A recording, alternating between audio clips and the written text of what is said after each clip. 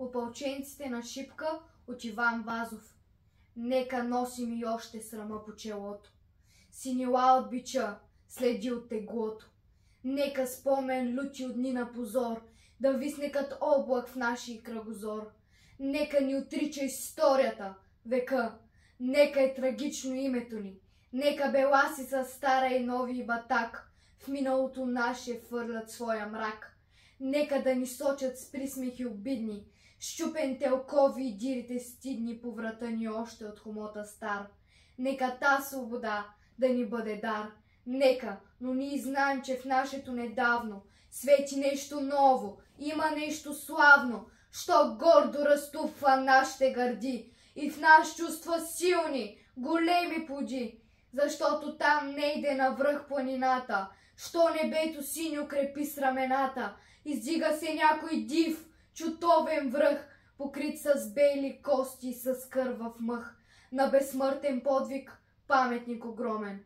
Защото в Балкана има един спомен, има едно име, що вечно живей и в нашата история като легенда грей. Едно име ново, голямо, антично, като Термопили славно безгранично, що отговор дава и смива срамът и на клеветата струшава зъбът.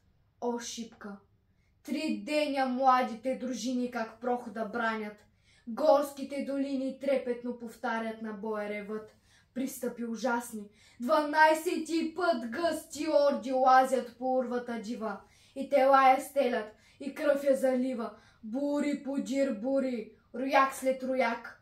Сюлейман безумни сочи върха пак и вика: търчете, тамо са раите! И ордите тръгват с викове сърдити, и Аллах грамовно въздуха разпра.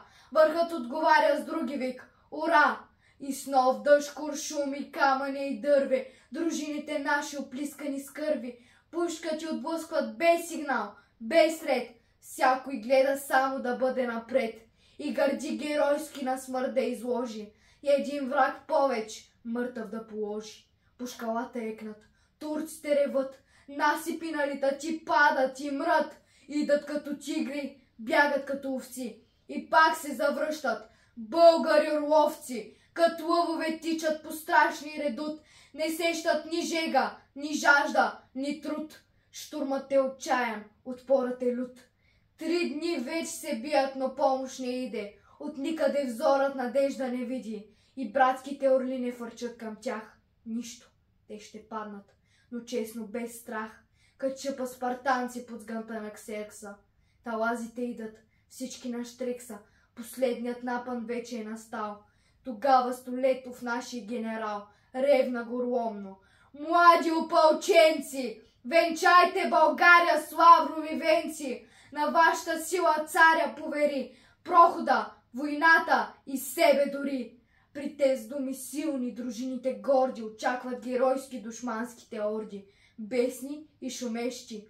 О, геройски час! Вълните намират канарито газ, патроните липсват, но волите траят.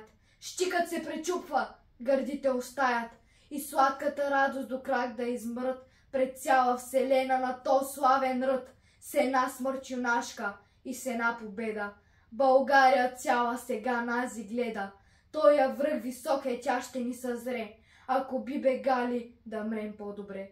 Няма вече оръжие, има хекатомба, всякой дърво мече, всякой камък бомба, всяко нещо удар, всяка душа плам.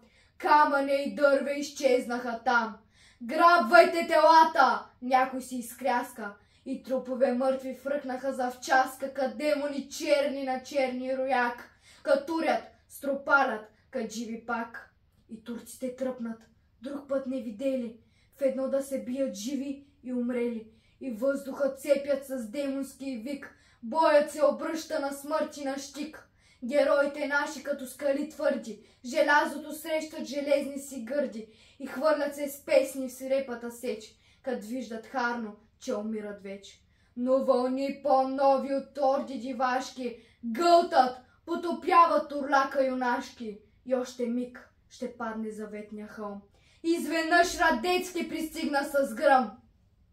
И днес и ош Балканът, щом буря зафаща, спомня тоз ден бурен, шуми и препраща славата му дивна като някой ек, от урва на урва и от век на век.